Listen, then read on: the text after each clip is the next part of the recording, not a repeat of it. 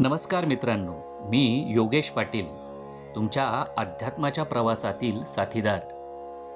मित्रांनो, आज एक अत्यंत महत्त्वाचा आणि पवित्र असा दिवस आहे.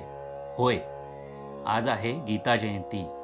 आजच्याच दिवशी भगवान श्रीकृष्णांनी अर्जुनाला जीवन, कर्तव्य, मन, आत्मा याचं अद्वितीय विज्ञान दिलं. खरं तर हे एक लाईफ मॅन्युअलच आहे. चारही वेदांचे सार उपनिषदांमध्ये येते आणि त्या उपनिषदांचेही सार असलेली अशी ही श्रीमद भगवद्गीता.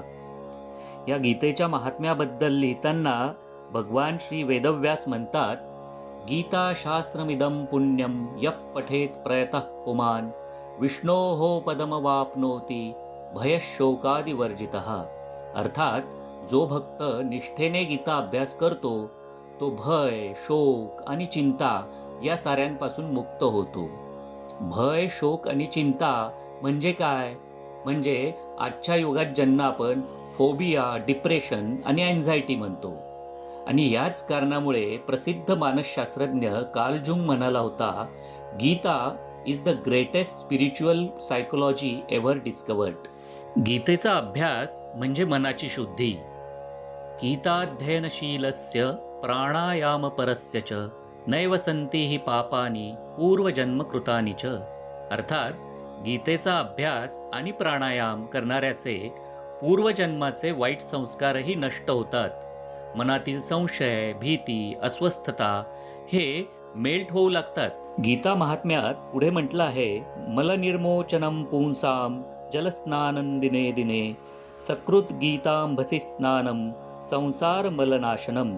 अर्थात ज्याप्रमाणे शरीरावरील मळ नष्ट करण्याकरता पाण्याने स्नान रोज करणे आवश्यक आहे, त्याप्रमाणेच मनाचा मळ दूर करण्याकरता गीतारूपी पाण्याने स्नान रोज आवश्यक आहे. सर्व उपनिषदांचं सार गीतेमध्ये आहे हे सांगताना भगवान वेदव्यास म्हणतात, सर्वोपनिषदो गावो दोग्धा गोपालनंदनः पार्थो वत्सः सुधीर भोक्ता दुग्धम गीतामृतम महत्. किती सुंदर उपमा दिली आहे पहा. उपनिषद म्हणजे गायी, कृष्ण म्हणजे ग्वाला आणि अर्जुन म्हणजे वत्स आणि गीता म्हणजे त्या गायीचं अमृत असं दूध. किती सुंदर प्रतिमा वापरलेल्या आहेत. मित्रांनो, आजच्या ह्या तणावाच्या, धावपळीच्या आणि संभ्रमाच्या युगामध्ये गीतेचं महत्त्व परत एकदा अधोरेखित होत आहे.